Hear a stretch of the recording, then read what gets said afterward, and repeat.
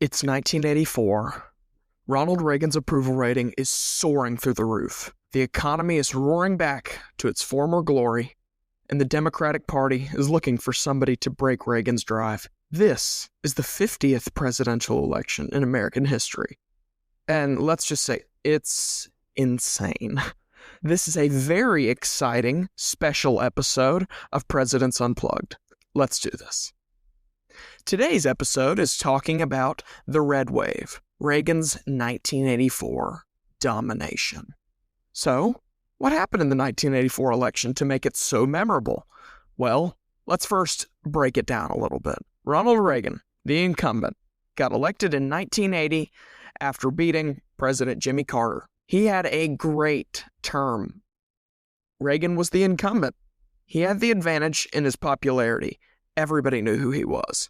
The economy was doing incredibly well, and Ronald Reagan had a very strong motive when it came to the Cold War.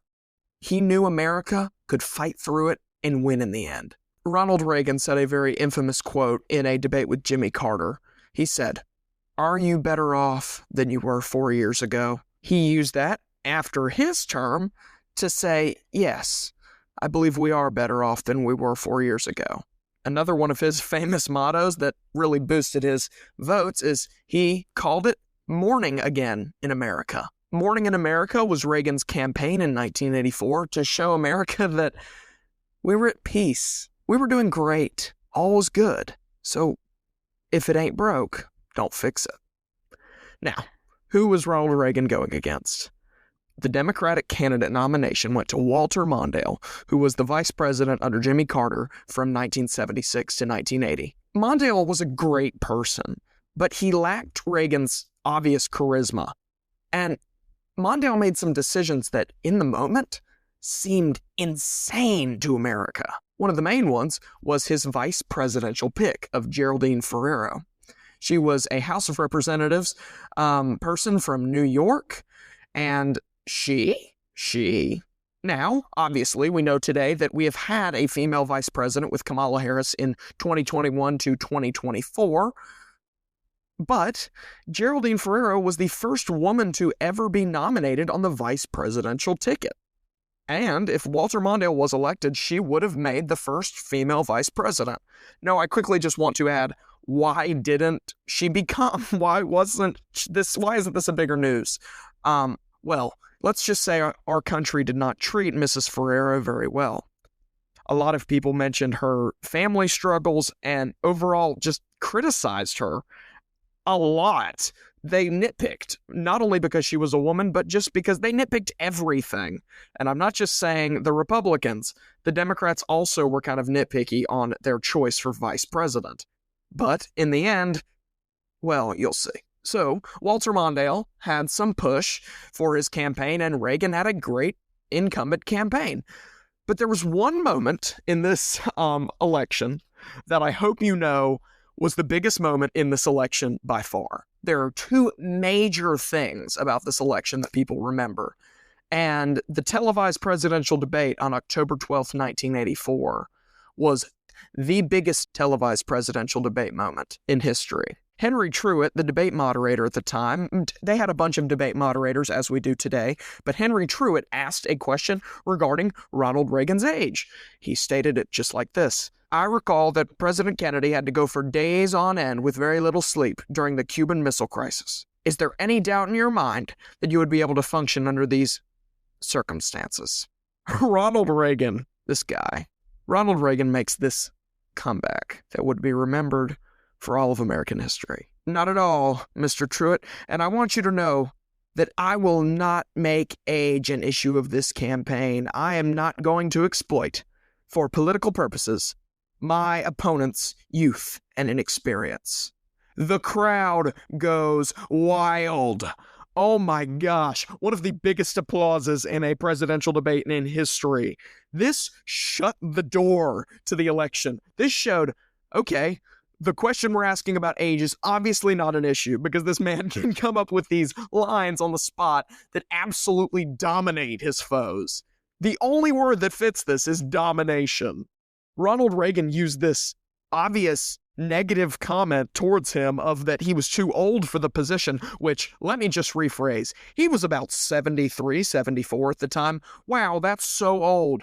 Our last two presidents were both older than him. So just to let you know, our age standards in the United States presidential position have gone down just a little bit. So, what made this moment so catastrophic in the election for Mr. Mondale? Ronald Reagan's comment was so good, it not only made everyone in this whole entire studio laugh, it made Mondale laugh himself and Mr. Truitt, who was the debate moderator. This moment absolutely was the most influential moment of the whole debate, of the whole election by far. And after this this was the second debate performance, by the way. Walter Mondale made a comment in an interview 5 years later in 1990, and he said this: "The moment Ronald Reagan made the famous quip about age, I knew my campaign was effectively over." Signed, sealed, delivered, Ronald Reagan. He not only got the point across, but he really showed America that, yeah, I got this. Now that we've heard the candidates, heard what they have, heard some debate moments, let's dive into these results. Now, before we get into the results, I've not talked about an election on this series yet, and I want to explain something really quick. In presidential elections, you're going to hear a very common term, the Electoral College. Who's the Electoral College, you might ask? Well, in the United States, we have something called the Senate and the House of Representatives. But basically, in short terms, there are 100 members of the Senate, 2 for each of the 50 states, and 2 times 50 is 100. And the House of Representatives has the number of people depending on the state's population. So somewhere like California has the most people in the House of Representatives at 54, while a place like Vermont has only 3. So while there is equal representation for big states and small states in the Senate, there is more appropriate populational candidates in the House of Representatives. So they add these two together to make 538 possible electors for the president, and they are the ones who pick, and they are the Electoral College. Now, you might say, well, how does that get decided? Well, if you look at the elections from past, it always says 270 to win. Well, 270 is a majority of 538. And after Alaska and Hawaii were added, we kind of stopped because we officially had 50 states of the United States. So it was very even, and it just worked out, and it has continued to work that way since Hawaii and Alaska were added to the Union in 1958. So, what did the Electoral College show us? A whopping 525 of the electors chose Ronald Reagan. And a massive 13 electors chose Walter Mondale. Now, as I said, each state has a certain number of votes at their disposal. Walter Mondale only won 13 of them, aka Minnesota, his home state, and the District of Columbia, D.C., or Washington, D.C., as we all know it. We as a country, I'm going to just say it, we as a country may never see this amount of a difference in an election, this amount of a landslide in an election in history, ever again. Ronald Reagan, 525 electoral votes is the most votes that a candidate has gotten from the Electoral College in history. That just shows you how really, truly insane this victory was. But now, let me just state a quick little tie opinion for you all. Sometimes the Electoral College can really screw with the popular vote, which is just adding the votes from the American people. Now, so you would expect, oh my gosh, Ronald Reagan had to easily have 80% of the popular vote, right?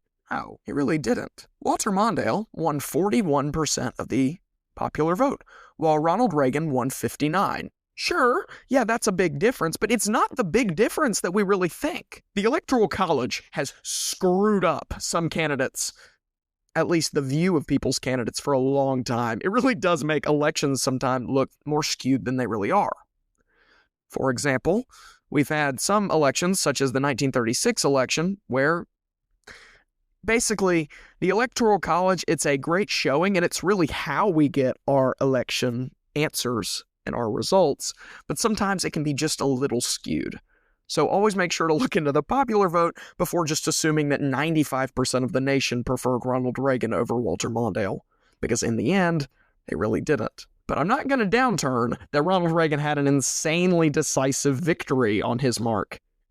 This is still an extremely awesome accomplishment, and it will be always known, and I bet it will be the most one-sided election, electoral vote-wise, in history. As we close out this very special 5th episode of Presidents Unplugged, there's a couple of things that we need to really remember about this election, other than just it was a political blowout. This was our 50th presidential election in American history, and it had many firsts. It had the first time a candidate had over 523 electoral votes. Reagan had 525, the most in history. A woman made it on the vice presidential ticket.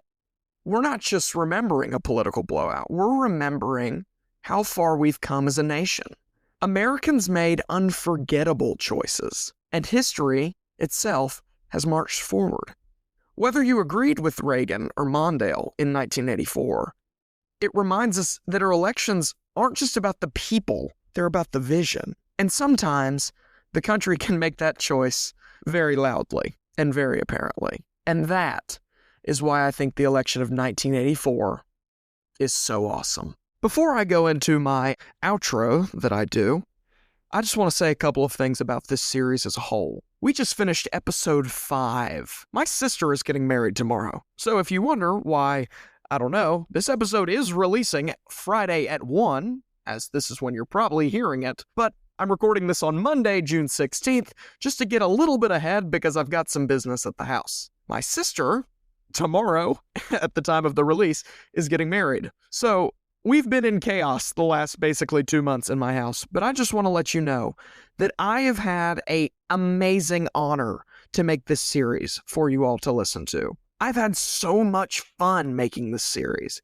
This is what I truly care to talk about, and I think that this podcast can do some great things in teaching people in general about why the United States presidents are so awesome. And whether this podcast is going out to my aunts and uncles and some cousins, or some random person in Boise, Idaho, who just really wants to know about, I don't know, Ronald Reagan and Walter Mondale, this show has really outdone my expectations on how much fun and just how downright awesome it has been. So I thank you. I thank you for all the continued support for this series, and I can't wait to make as many more as I can. Whether that is 46 episodes or 100, we're just going to have to see. So thank you. Thank you all for being great listeners. And now, we have an outro to be getting to.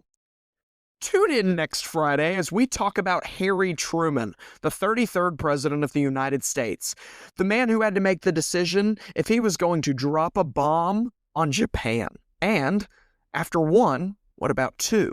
How can a man in such unexpected times make unforgettable decisions? I'm Ty Svensson. This is Presidents Unplugged, and I'll see you soon.